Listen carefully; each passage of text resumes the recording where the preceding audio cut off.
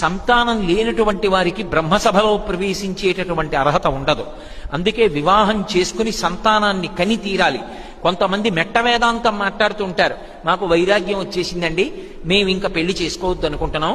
అలా బ్రహ్మచర్యంతో ఉండకూడదు. నీకంత వైరాగ్యం ఉంటే సన్యాసం తీసుకోవాలి.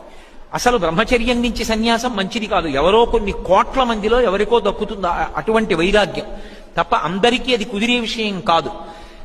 లేదా గృహస్థాశ్రమం స్వీకరించి సంతానాన్ని కనాలి. అంతేకాని సంతానం కలకుండా నేను బ్రహ్మచారిగా ఉంటానండి అన్న మాట అనకూడదు. అలా ఎవడైనా చేస్తే వాణ్ణి కన్నటువంటి తల్లిదండ్రుల్ని 7 తరాల వాళ్ళని చెట్లకి తిరగేసి కట్టేస్తారు.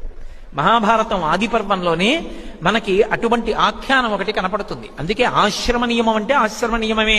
నాకు చాలా భక్తి అండి, నాకు చాలా వైరాగ్యం అండి, నేను పెళ్లి చేసుకోనండి అనకూడదు. అంత భక్తి ఉన్న త్యాగరాజస్వామి వారు చేసుకోలేదా? ముత్తుస్వామి దీక్షితారు వారు చేసుకోలేదా?